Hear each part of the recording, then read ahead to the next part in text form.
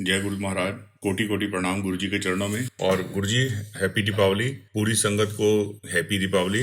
और मैं ये आज दीपावली के शुभ अवसर पर मुझे गुरु जी महाराज आपने ये सत्संग शेयर करने का मुझे मौका दिया, इसके लिए गुरु जी आप जी का बहुत बहुत शुक्राना। गुरु जी महाराज के चरणों में कोटि कोटि प्रणाम। पूरी संगत को दिवाली की ढेर सारी शुभकामनाएं। तो मैं संगत जी यही कहूँगा कि गुरु जी के साथ ना जो मुझे गुरु जी से जो प्राप्त हुआ, मैं चाहूँगा कि वो गुरु जी सबको दें, सबकी झोलियां भरे। लेकिन उसमें ना कुछ बातें जो ध्यान रखने वाली हैं संगत जी, जो मैंने भी शुरू में गलतियां कर रहा था, वो मैंने गलतियां को अपना सुधार किया। मेरे सत्संग शेयर करने का यही एक भी पर्पस होता है कि जो मुझे प्राप्त हुआ है गुरु जी महाराज से, वो सबकी झोलियां भरें। तो गुरु जी के जो कुछ चीजें रहती हैं जिसपे गुरु जी बहुत ज्यादा ध्यान देने को कहते थे, मैं संगत जी वो आपसे शेयर करूंगा।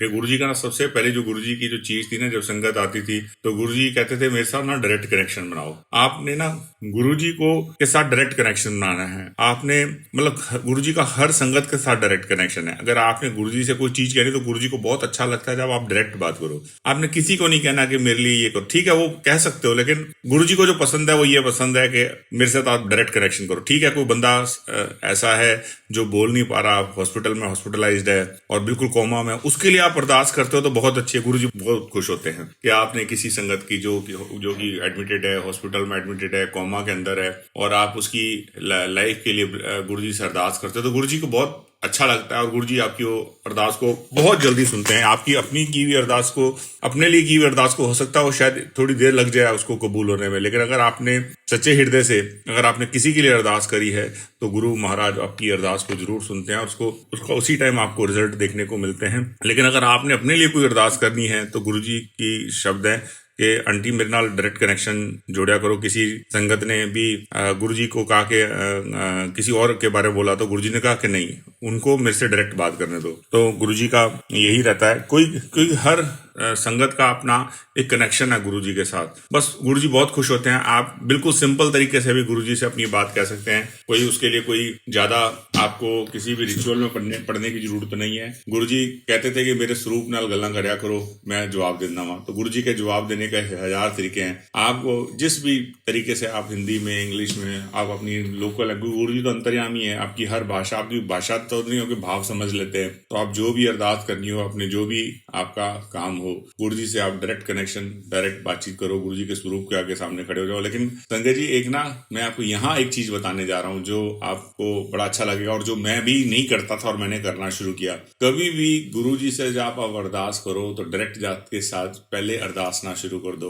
वो ठीक नहीं होता संजय जी। पहले आपको गुरु जी के चरणों में मत्था टेकना है। कम से कम आप 7 बार, मैं तो कहता हूँ जितनी ज्यादा बार कर सके, माला करो पूरी। आप 108 की माला करो। आप ओम नमः शिवाय, शिव जी सदा सहाय, ओम नमः शिवाय, गुरु जी सदा सहाय। अगर आप माला करने का समय नहीं है तो एटलीस्ट आप एक बार 7 बार गुरु जी का मंत्र बोलने के बाद ओम नमः शिवाय, शिव जी सदा सहाय, ओम नमः शिवाय, गुरु जी सदा सहाय करने के बाद आप गुरु जी से अपनी अरदास करो। देखो आपकी अरदास कितनी जल्दी कबूल होती है।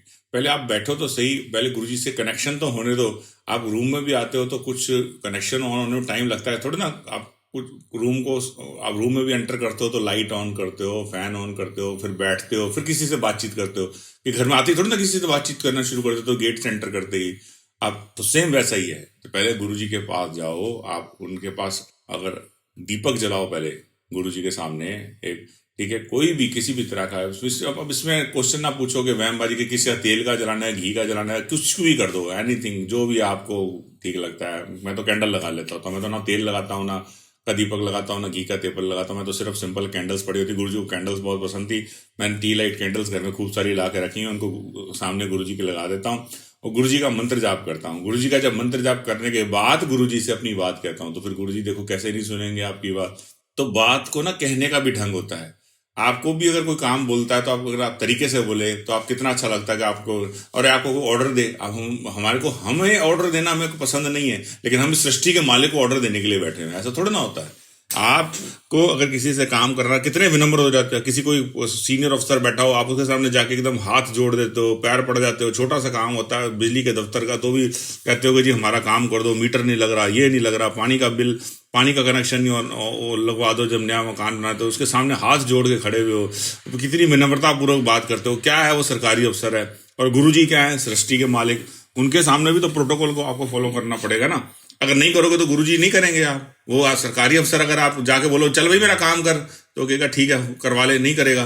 तो ऐसे ही बस सृष्टि के मालिक हैं वो कहाँ से आपकी बातों को देखेंगे, भी इसमें विनम्रता ही नहीं है। ऐसा नहीं कि गुरुजी आपका काम नहीं करना चाहते, वो तो हमारी संगत के हर छोटे से छोटे कार्य को संवारते हैं।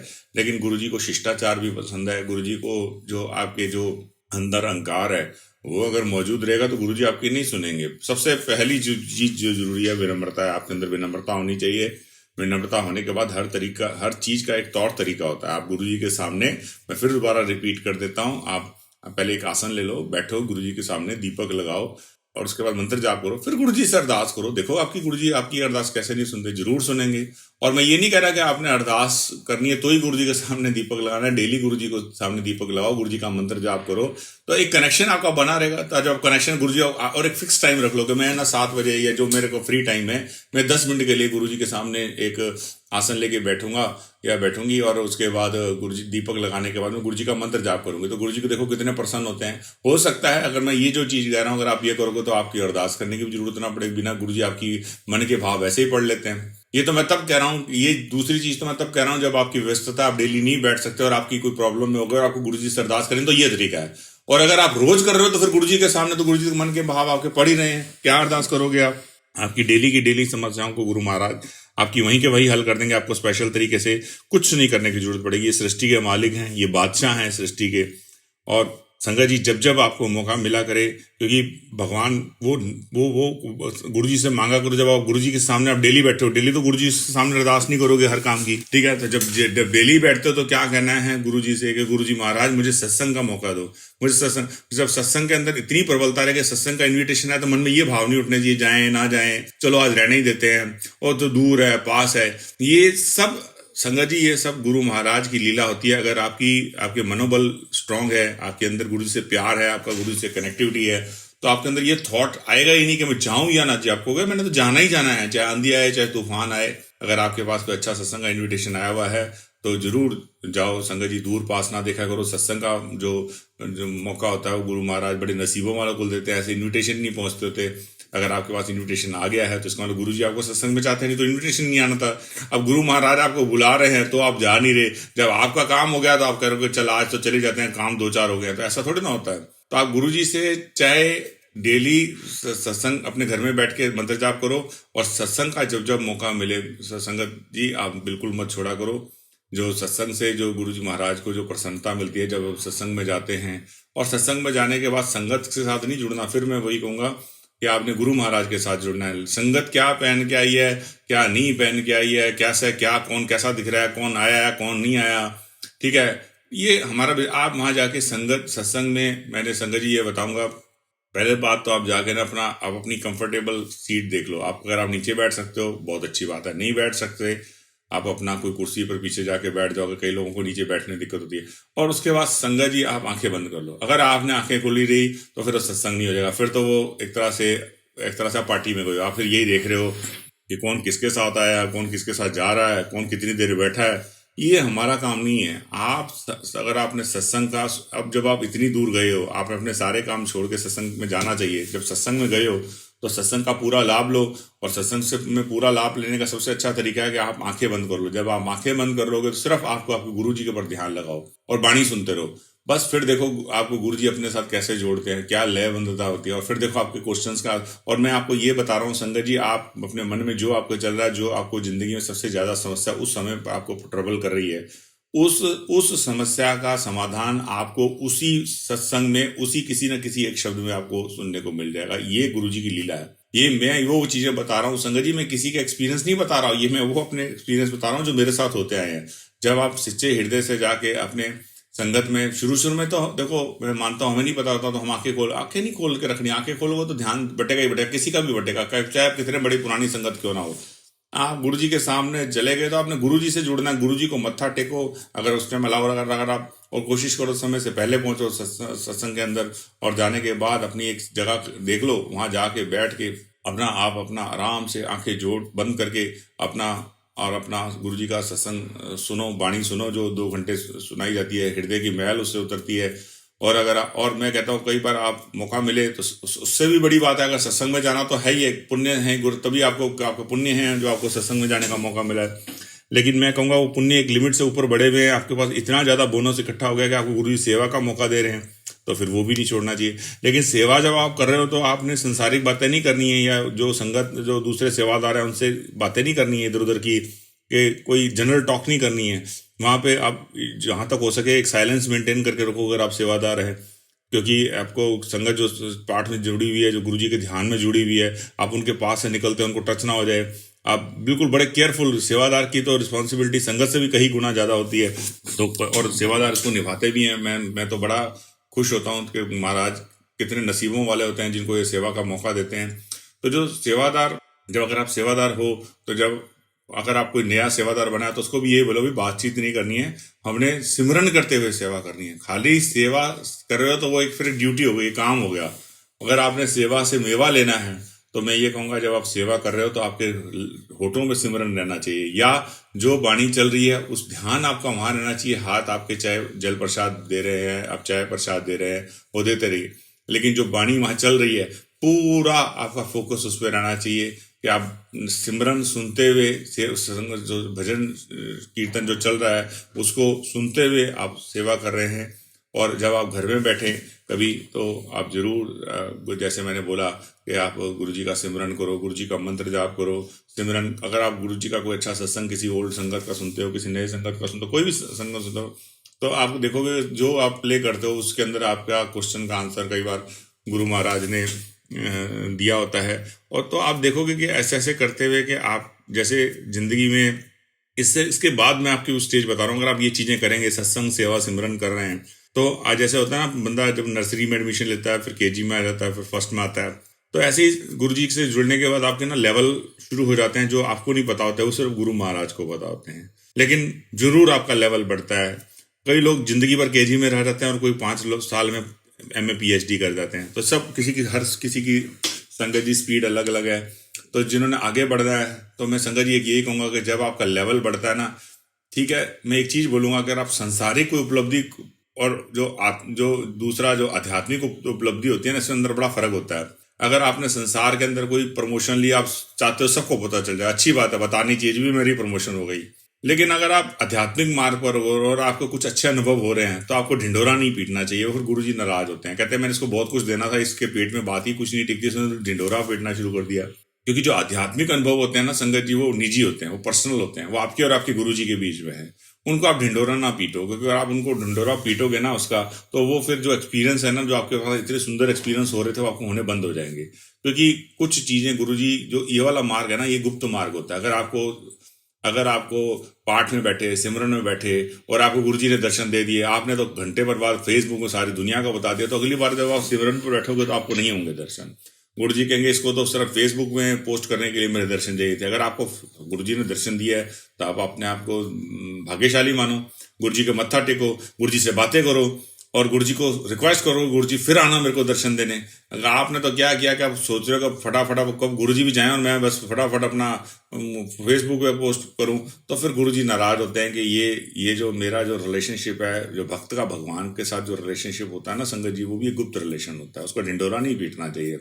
अगर आपको गुरुजी ने आपको कुछ दिया है, कुछ बोला है, तो वो आपको बोला है, वो आपको संगत ने इसलिए नहीं, गुरुजी ने इसलिए नहीं बोला कि तू जा आप जग में बोलना शुरू कर। ठीक है, अगर आपका वो कल को कुछ ये वाले जो, अगर आपका कोई काम हो जाता है, वो आप किसी की तबीयत खराब थी, वो ठीक हुई है, जरूर आप उसको सत्संग में शेयर करो।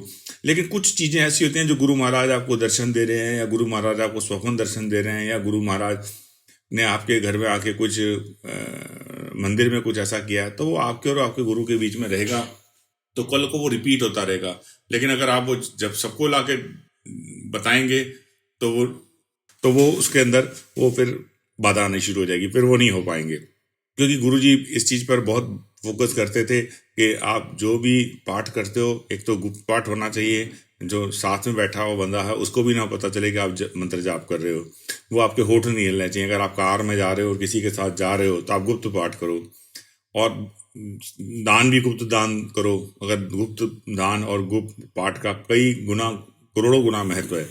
अगर आप उसका कोई दान देने के बाद उसको आप पोस्ट कर देते हो, 3 लोगों को भी बता देते हो, तो उसका फल खत्म हो जाता है, क्योंकि आपने तो पब्लिसिटी के लिए दान किया है। और जो अगर आप पाठ जोर जोर से कर रहे हो तो दिखाने के लिए कर रहे हो कि मैं बहुत बड़ा धार्मिक बंदा हूँ, बहुत बड़ा महात्मा बन गया हूँ, मैं देखो पाठ कर रहा हूँ, और फिर आप बताते भी हो कि मैं तो रोज इतनी माला करता हूँ, इतने पाठ करता हूँ। वो आप देखना अगले दिन से नहीं हो पाएंगे, क्योंकि जब तक गुरुजी कहते थे कि जब तक आपका, और अगर आपको गुरुजी आपको ब्लेसिंग्स दे रहे हैं, आपका कोई काम बनने जा रहा है, को हो सकता है उसकी 3-4 स्टेजेस हों, आपको प्रॉपर्टी ले रहे हो, वो आपकी बड़ी टाइम से इच्छा थी, अभी आप उसको एडवांस मनी दे के आए और आप सत्संग शेयर करना शुरू कर देते हो, मेरे को तो गुरुजी ने मकान दिलवा दिया। अभी उसमें कई चैनल्स, कई उसके अंदर कई स्टेजेस बाकी थी, आपने उसको पूरी पेमेंट करनी थी, रजिस्ट्री होनी थी, आपने, आप करो, जरूर करो, लेकिन गुरुजी कहते हैं एक बार उसको पूरा तो होने दो। जो प्रोसेस में चीज है ना, तब नहीं करो, करनी ही चाहिए। गुरुजी कहते हैं फिर उसमें संगत को ब्लेसिंग्स देने में मुझे बाधा आती है। तो जब वो उसको कई बार जो गुरुजी अपनी फिजिकल फॉर्म में थे तो संगत को बोलते थे ये बात कि इसका ढिंडोरा नहीं पीटना है, तूने पहले पूरा काम होने दें, किसी की नौकरी लग रही है, क्योंकि आपको पता है संसार है, अगर आपने पहले डिक्लेयर कर दिया तो जाके हो सकता है उसके अंदर कोई बाधा ही डाल दे। वो कहे जी देखो इसको तो जॉब मिलनी शुरू हो गई, वो जाके पहले ही कोई कंप्लेन कर आएगा कि जिसके ऊपर तो ये वाला चल रहा है, इसको कैसे मिल सकती है, इसको तो ये, इसे तो उस झूठे सच्चे, और जब तक वो वेरिफिकेशन में चले जाएगा सारा केस, और आपको जो उसका रिजल्ट से, इवन लोग, आपने देखा होगा संगत जी, लोग जब तक रिश्ता नहीं हो जाता, कंप्लीट नहीं हो जाता, पूरी बात नहीं बताते, और बतानी भी नहीं चाहिए। जब तक उस चीज को, प्रोसेस को कंप्लीट होने दो, फिर आप अपने सत्संग में शेयर करना कि मेरे को गुरुजी ने ब्लेसिंग, अभी जब हो रही है, ब्लेसिंग्स मिल रही है, अभी प्रोसेस ऑन है। अब उस ऑन प्रोसेस के अंदर अंदर जाके आप जाके सब लोगों को बताते हो तो फिर वो ठीक नहीं होता, गुरुजी उससे नाराज होते हैं। कि गुरुजी ने कई बार संगत में बोलते भी थे, कोई जैसे लेडी होती थी तो उनको जैसे कंसीव वगैरह हो गया तो गुरुजी कहते थे हले दसना नहीं है किसी को, क्योंकि आप इतने टाइम से आपकी औलाद नहीं हो रही थी और गुरुजी ने आपको ब्लेस किया है, तो गुरुजी कहते हले रुक जा, हले दसना नहीं है, एक let some time, proper time come, then I will tell you, तब मैं आपको बताऊंगा कि आपको शेयर करना है। क्योंकि कई चीज़ें जो होती हैं जब तक अपनी फाइनल स्टेज पे ना पहुंच जाएं, आप उनको ना डिस्क्लोज करा करो। संगत जी मैं यही बोलूँगा कि, और ये भी ध्यान रखो संगत जी कि आप ऐसा नहीं कि गुरुजी महाराज से आज जुड़ गए तो आप कल से आपको गुरुजी के साथ एक्सपेक्टेशन हो जाएंगी सारे, ऐसा नहीं होता संगत। ये जर्नी है, ये यात्रा है। देखो मैं खुद बता रहा हूँ अपने बारे में, मैं किसी का, और जहाँ तक कोशिश हो संगत जी, जैसे हम भी कई बार किसी के अपने सत्संग में किसी के सत्संग का रेफरेंस दे सकते हो थोड़ा सा, लेकिन पूरा सत्संग नहीं सुनाना चाहिए किसी का, वो उसको सुनाने दो, आप अपना सत्संग पूरा सुनाओ तो गुरुजी बहुत खुश होते हैं। आप अपना जो आपके साथ घटित हुआ है, जो आपके साथ गुरुजी के साथ ने आपके लिए, आपकी कोई जो काम नहीं बन रहा था वो कंप्लीट हो चुका है, हो चुका है, और आपको पता है कि ये आपका सामर्थ्य नहीं था, ये आपकी मेहनत से नहीं हुआ, आपकी मेहनत थी या नहीं थी, लेकिन गुरुजी की रहमत थी, और आपको पूर्ण एहसास हो गया कि आप अपनी ट्राई मार मार के थक गए थे, लेकिन जब गुरुजी ने ब्लेसिंग दी तो आपका काम हो गया, कंप्लीट हो गया, आपके हाथ में आ गई चीज, ठीक है आप सत्संग शेयर करो। तो मैं संगत जी यही बोलूंगा, मैं 2016 के अंदर अपने फादर के थ्रू गुरु महाराज से के द्वार पर गया था। पहली बार जैसे केजी के बच्चे को स्कूल लेके जाते हैं, वैसे ही मेरे फादर साहब मुझे 2016 में लेके गए थे, और 2016 से मैं गया, मुझे लगा गुरु महाराज शिव जी हैं, लेकिन वो कहते हैं ना, या तो धीरे धीरे गुरु जी के साथ अटैचमेंट होता है, क्योंकि जब तक आप सत्संग नहीं सुनोगे आपको ऐसा लगता है कि जैसे दूसरे मंदिर की तरह, तभी मैं हो आया हूँ, ठीक है बहुत बड़ा काम हो गया, ऐसा नहीं। गुरु जी के साथ आपको कनेक्टिविटी लानी पड़ेगी, गुरु जी के साथ प्यार करना पड़ेगा। तो गुरु जी कहते भी हैं कि गुरु जी को कुछ और तो चाहिए ही नहीं, ना तो वहाँ बड़े मंदिर में नारियल चढ़ता है, ना कोई अगरबत्ती है, आपको गुरु जी से सिर्फ जो है प्यार करना है। तो वो एकदम नहीं हो पाता, अगर आप संगत जी सोचो तो वो मतलब धीरे धीरे जर्नी है वो। मैं 2016 में जुड़ा तो 2020 तक मैं सत्संग वगैरह में गया, तो क्यों, और जब गुरु आपको जब कोई ऐसा विशेष, कोई ऐसी हो जाती है, घटना घटित हो जाती है, तो जो आपको लगता है कि नहीं ये तो मेरी कैपेसिटी नहीं थी, तो गुरु महाराज ने मेरा हाथ पकड़ा हुआ है, तो धीरे धीरे आपका ना गुरु जी के साथ जो प्रेम है ना, वो इश्क में कन्वर्ट होना शुरू हो जाता है। जब आपका गुरु जी से इश्क हो जाएगा ना, तो आपको इतना आनंद की अनुभूति होनी शुरू हो जाएगी कि आपको लगेगा कि हर समय आपको कोई कंपनी कर रहा है, आप बोलो उससे पहले आपकी चीजें पूरी होनी शुरू हो जाती हैं। वो स्टेज भी आती है संगत जी। वो संगत 4 साल लगे मेरे को, 2020 के बाद 2000, जब मेरे को कुछ समय के लिए अकेला रहना पड़ा, परिवार से दूर रहा, तो मेरे पास कोई और था ही नहीं, तो मैं सारी जो अपनी एनर्जी है ना, वो गुरु महाराज की तरफ लगा दी। तो मुझे धीरे धीरे क्योंकि मैंने टाइम नहीं वेस्ट किया इधर उधर। तो मेरे को जब 2020 के बाद में मेरे को जब अकेले रहने का समय मिला, तो मैंने जो है ना, हर समय गुरुजी का मंत्र जाप, कभी सत्संग, कभी गुरुजी के यूट्यूब में सत्संग सुन लेने और उनको एंजॉय करना। तो वो एक ऐसे ऐसे करके गुरुजी के जो शब्द हैं उनको गुनगुनाना, और उसके बाद जो गुरुजी का जो सॉन्ग है लग जा गले, वो कभी भी सत्संग में गाने का मौका मिलता तो मैं जरूर गाता। मेरे को बड़ा अच्छा लगता था। गुरुजी के जो शब्द हैं उनको अकेले, और उनको गुरुजी को सुनाओ। जब आप अकेले हैं तो मानो संगत जी, आप ना कोई भी शब्द ले लो जो आपको सबसे ज्यादा प्रिय हो ना, गुरुजी के सामने बैठो और गुरुजी को सुनाओ आप, और खो जाओ उस शब्द के अंदर। देखो उस दिन आपके साथ क्या चमत्कार होते हैं। जिस दिन आप गुरुजी से प्यार करने लग जाओगे, संगत में आप जाते हो ना, तो आप सोचने लग जाते हो कि यार मैंने कैसा गाया होगा, कैसा लग रहा होगा, कैसा नहीं लग रहा होगा। आप दो लोगों से पूछोगे यार मैंने ठीक गाया, वो अलग चीज है, वो भी अच्छी बात है, ठीक है आप गाओ। लेकिन अगर आपने रियल उसका जो फायदा उठाना है ना, तो अगर आप देखोगे तो आप तो वैसे तो क्या फायदा उठाना, गुरुजी आपको देते ही फायदा है, कभी गुरुजी आपका नुकसान और नहीं देते। लेकिन मैं ये वैसे इन जनरल बोल रहा हूँ कि जो आनंद की बात, मैं फायदा तो क्या कहूँगा, आनंद की में अगर आप चाहते हो ना वाकई उसका एक ब्लिस लेवल पर जो उसको एंजॉय करना चाहते हैं, तो संगत जी आप गुरुजी को, आप कोई जो आपका फेवरेट शब्द हो वो गुरुजी को सुनाओ। वो गुरुजी को कहो गुरुजी मैं आपको सुना रहा हूँ, सुनना है, बैठ जाओ गुरुजी के सामने, एक दीपक लगा लो, जोत लगा लो और गुरुजी के सामने बैठो और गुरुजी को वो सुनाओ कि देखो फिर गुरुजी कैसे आपकी तकदीर बदलते हैं। अभी तक तो आप जब भजन को आप कानों से सुनते हो कि तू बदल सकता है मेरे हाथों दी लकीरां, वो शब्द ही रह जाएंगे। अगर आप चाहते हो कि वाकई आपकी हाथी की लकीरें बदल ही दें आज, तो बदल जाएंगी। बैठो फिर गुरुजी के सामने और गाओ इसको सच्चे हृदय। ये मत सोचो कैसा सुर लग रहा है, क्योंकि वो तो किसी के सामने तो गा ही नहीं रहे, गुरुजी को सब समझ में आ रहा है आप कौन सा शब्द गा रहे हो। आपको कोई सिंगर बन के नहीं गाना है, वो भाव से गाना है, ठीक है। अगर आप भाव से वो सुनाओगे गुरुजी को, ठीक है, देखो फिर गुरुजी आपकी वो कैसे मुरादें पूरी करते हैं, कैसे आपकी आपको आपको अरदास करने की जरूरत ही नहीं रहेगी संगत जी। आपका वो लेवल लग जाए हो जाएगा कि आप काम सोचोगे बाद में पूरे पहले होने शुरू हो जाते हैं। वो स्टेज जरूर आती है। और मैं ये सारी चीजें बात करते हैं, लेकिन जो मेरे हृदय की जो सबसे बड़ी करीब चीज है, मैं उसका जिक्र करे बिना रह नहीं सकता।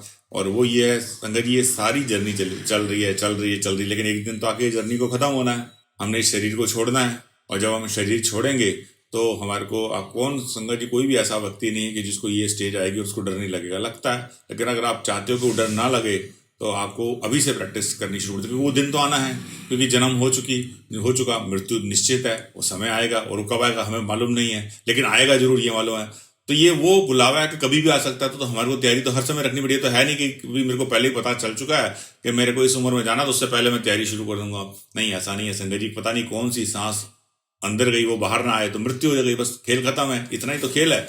जो सांस अंदर गई वो बाहर नहीं आई तो मृत्यु है, ठीक है। और हमें पता नहीं कब आ जाएगी, तो हमें तैयारी पूरी रखनी चाहिए। तो वो तैयारी रखने के लिए संगत जी, अगर आपको लगता है ना कि आपकी सारी सांसारिक चीजें पूरी हो चुकी हैं और आपको किसी चीज की इच्छा नहीं रही, वो दिन बड़ी जल्दी आते हैं कि आपको लगता है कि गुरु जी से क्या मांगू, सब कुछ तो दे दिया गुरु जी ने, गाड़ी है, बंगला है, परिवार है, सब कुछ है, अब क्या मांगू। ऐसा नहीं संगत जी, फिर मांगो, फिर एक ही चीज मांगो और फिर वही मांगते चले जाओ कि गुरु महाराज ये मेरा जन्म आखिरी जन्म हो, मेरे को वापस इस जन्म में नहीं आना, क्योंकि जन्म मरण का बंधन, पता नहीं अगली जोनी किस किस किस जानवर की मिल जाए। हो सकता है अगर लिखा होगा, अगर लिखे गए और उसके अंदर पाप का लेवल ज्यादा बढ़े, तो गुरुजी वो चित्रगुप्त ने डिसाइड करना है कि इसके तो इतने पाप हैं, इसको ये योनि मिलनी चाहिए, सांप, सर्प, बिच्छू, पता नहीं कौन से योनियों से 84 लाख योनियों के बाद हमारे को मानव जन्म नसीब हुआ है संगत जी। तो इस वापस इस जोनी में क्या आना, कि कौन सी जोनी में जाएं, कौन सी ना जाने, और फिर क्यों मनुष्य के रूप में भी क्यों जन्म लेना,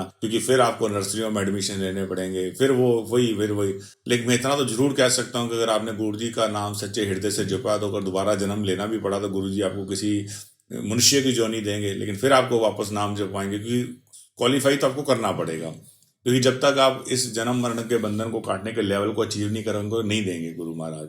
तो अगर आप चाहते हो कि आपका हमारा जन्म मरण का बंधन कटे, इस जन्म गुरु महाराज हमारे को शिव धाम में अपने पास रख लें हमेशा हमेशा के लिए, जन्म ये मनुष्य जन्म की जोनी ना, तो उसके लिए संगत जी फिर सारे संसारिक सुख छोड़कर, सारी संसारिक अरदासें छोड़कर, और ऐसा नहीं है कि संगत जी गुरु जी के समय में ये मांगा नहीं। एक आंटी आई थी, उन्होंने मांगा था कि गुरु जी ने पूछा कि आंटी मंगला है, जो मंगना है मैं खुश दे दांगा तेनू।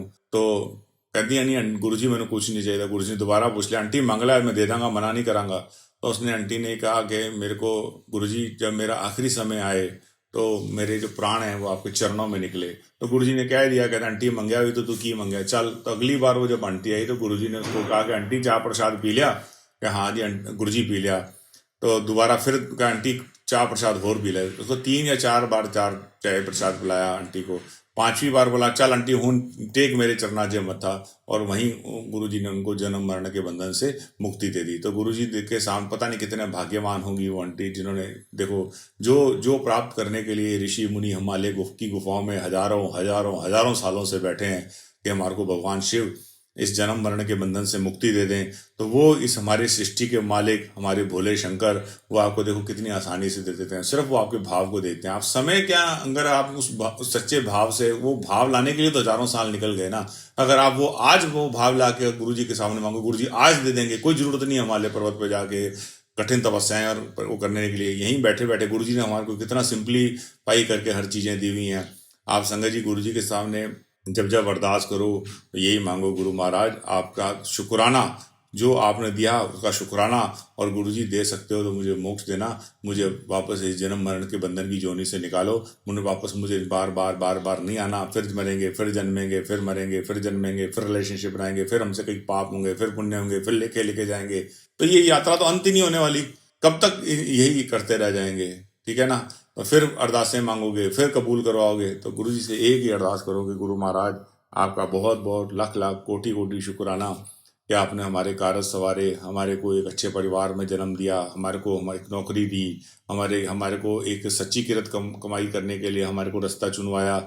चाहे आप कोई भी काम कर रहे हो, मेन बात यह है कि जो आपकी कमाई है वो मेहनत से आ रही है तो सच्ची किरत होगी। सच्ची सच्ची किरत आपने दसों, कहते हैं ना, नाखूनों से मेहनत करके 10 नुआ की जो कमाई का ही है, तो वो उसमें गुरु जी बरकत डालते ही डालते हैं। आप करोड़ रुपया कमा लो और वो रिश्वत से आया हुआ तो उसमें कोई बरकत नहीं होती। अगर आपने 1000 रुपया भी आपने हाथों से मेहनत करके कमाया तो गुरु महाराज और ये लोगों का भ्रम है कि हम जो 2 नंबर की कमाई करके उसमें से दान दक्षिणा कर देंगे तो शुद्ध हो जाएगी। नहीं होगी। वो गंदा पानी रहेगा और स्वच्छ पानी स्वच्छ ही रहेगा। आप गंदे पानी में थोड़ा स्वच्छ पानी भी मिला दो लेकिन वो टोटल गंदा ही पानी रहेगा, उसको पिया नहीं जा सकता, वो नहीं अर्पित होता, भगवान को नहीं कबूल है। आपको भगवान का 1 रुपया भी कबूल है अगर आपने अपने अपने सच्ची कमाई से आपको उनको अर्पित किया है, और लाखों रुपए भी उनको कबूल नहीं है। और चढ़ाना भी मत संगत जी, अगर आपकी कमाई सच्ची नहीं है तो उसको किसी दान में देने की आवश्यकता नहीं है, वो नहीं कबूल होगी। तो आप सबसे पहला अपनी सच्ची कमाई को करते हुए गुरु महाराज के शुक्राना अदा करो कि गुरु जी महाराज आपने हमारे को इस सच्ची कमाई जिंदगी में अपने परिवार को देने का मौका दिया और हमारे को अपने चरणों में जगह दी, उसका शुक्राना। और फिर गुरुजी महाराज अगर झोली पसार के मांगना ही है गुरुजी से तो गुरुजी से कहो, गुरुजी महाराज हमारे को इस जन्म मरण के बंधन से मुक्त कर दो और हमारे को अपने धाम में रख लो। तो गुरुजी आपको जब अंत समय आएगा तो गुरुजी आपको नजर आएंगे, गुरुजी आपको अपने धाम में लेके जाएंगे और वो आपका आखिरी, अगर गुरुजी खुद आ जाते हैं तो हमारे को लेने के लिए तो वापस नहीं भेजेंगे, वो अपने पास ही रखेंगे। और लेकिन वो संगत जी नसीबों वालों को, बहुत विरलों को वो नसीब होता है, क्योंकि उसकी तैयारी करनी पड़ती है। आप ऐसे कोई सोचे कि मैं बिना तैयारी के तो 5वीं क्लास पास नहीं होती तो एमए के पेपर कहाँ से पूछूं, और ये जो मैं बात करूँ तो पीएचडी की बात है। तो अगर आपके नाम के आगे डॉक्टर ऐसे थोड़ी ना लगा देते हैं, डॉक्टर तो जब लगता है जब आप पीएचडी करते हो, 5 साल की रिसर्च करते हो। तो ये वाली जो जन्म मरण के बंधन से मुक्त की डिग्री है, ये तो परमात्मा ने तभी देनी है जब आपने पूरी जिंदगी इसके अंदर लगा दी, खपा दी इसके अंदर। तो लेकिन मुश्किल नहीं है, प्राप्त हो जाता, असंभव नहीं है, पॉसिबल है, मुश्किल है लेकिन असंभव नहीं है। तो बस गुरु महाराज से अरदास करा करो। फिर मैं अपनी सत्संग को यहीं विराम देता हूँ और संगत जी को फिर और पूरी संगत को, गुरु संगत को दिवाली की बहुत बहुत बहुत शुभकामनाएं। और गुरु जी अपनी संगत से बहुत प्यार करते हैं। और 2 लाइनें गुरु जी का जो फेवरेट सॉन्ग है उसकी गाते हुए मैं अपने सत्संग को समाप्त करूँगा। हमको मिली है आज ये घड़ियां नसीब से, जी भर के देख लीजिए हमको करीब से, फिर आपके नसीब में ये बात हो न हो, शायद फिर इस जन्म में मुलाकात हो ना हो, लग जा गले के फिर ये हंसी रात हो न हो। जय गुरु जी, जय गुरु जी, जय गुरु जी। अनंतम अनंतम शुक्राना।